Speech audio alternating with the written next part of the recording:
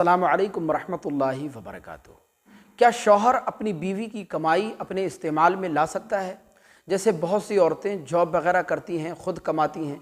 इसी तरह कुछ घरों में औरतें सिलाई वगैरह का काम कर लेती हैं। आजकल बहुत से घरों में ज़री का काम किया जाता है और इस तरह औरतें कुछ ना कुछ रकम जमा कर लेती हैं। तो सवाल ये है कि क्या शौहर अपनी बीवी की तनख्वाह को या उसकी जमा शुदा रकम को अपने इस्तेमाल में ख़र्च कर सकता है या नहीं? इसके बारे में हुक्म शरअ क्या है? बिस्मिल्लाहिर्रहमानिर्रहीम।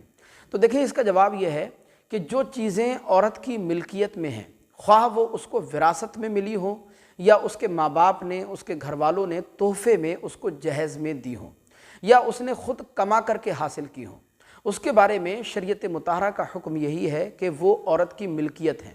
शौहर को किसी भी तरह उन चीज़ों में हक़ मालिकाना हासिल नहीं है और ना ही बीवी की इजाज़त के बग़ैर उन चीज़ों में तसर्रुफ़ करने की इजाज़त है।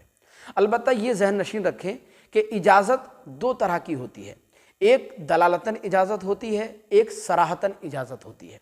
दलालतन इजाज़त का मतलब ये होता है कि मियाँ बीवी के दरमियान में अपनायत और बेतकल्लुफ़ी पाई जाती है, जिसकी वजह से एक का इस्तेमाल दूसरे पर नागवार नहीं गुज़रता। यानी शौहर अपनी बीवी की चीज़ों को इस्तेमाल कर लेता है, बीवी शौहर की चीज़ों को इस्तेमाल कर लेती है और किसी को कोई बुरा भी नहीं लगता।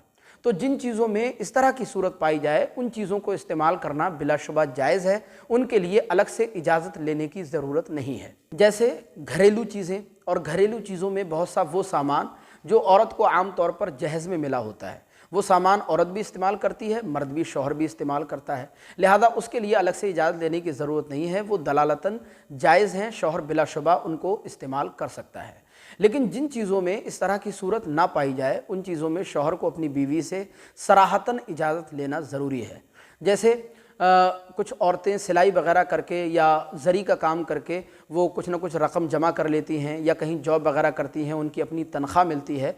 तो ज़ाहिर है शौहर अगर ऐसी सूरत में जो है बीवी की तनख्वाह को या उसकी जमा शुदा रकम को अपने ज़ात पर ख़र्च करेगा, अपने इस्तेमाल में लाएगा, तो आम तौर पर बीवी को बुरा लगेगा, उसको नागवार गुजरेगा। लिहाजा ऐसी सूरत में बीवी की इजाज़त के बग़ैर उसकी तनख्वाह को या उसकी जमा शुदा रकम को शौहर को अपने इस्तेमाल में लाना ये जायज़ नहीं है। उसके लिए सराहतन बीवी से इजाज़त लेना ज़रूरी है। हाँ, अगर बीवी की तनख्वाह या उसकी जमा शुदा रकम उसकी अपनी मर्ज़ी से घर की चीज़ों में इस्तेमाल होती है, जैसे घरेलू सौदा सुलफ लाई जाती है, राशन वगैरह लाया जाता है, खाने पीने का सामान लाया जाता है, उसको बीवी भी इस्तेमाल करती है और घर के दूसरे अफराद भी इस्तेमाल करते हैं। जैसे आपने देखा होगा कि बहुत से घरों में शौहर भी कमाता है, बीवी भी कमाती है और इस तरह दोनों लोग अपने घर का निज़ाम चलाते हैं और दोनों की कमाई घरेलू चीज़ों में, खाने पीने की चीज़ों में या घरेलू जो है अशिया में इस्तेमाल होती है। लिहाजा उसके लिए भी फिर बीवी से सराहतन इजाज़त लेने की ज़रूरत नहीं है। जिस तरह बीवी इस्तेमाल करती है, घर के दूसरे अफराद इस्तेमाल करते हैं, इसी तरह शौहर भी बिलाशुबा इस्तेमाल उन चीज़ों को कर सकता है।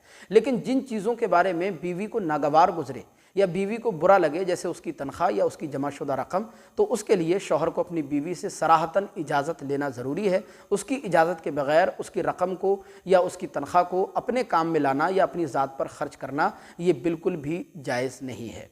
मुझे उम्मीद है कि ये मसला आपको बखूबी समझ आया होगा। आपसे दरख्वास्त है इस क्लिप को आगे लाजमी शेयर कीजिएगा ताकि दूसरे बहन भाई भी इस मसले को अच्छी तरह समझ सकें। अस्सलामु अलैकुम वरहमतुल्लाह।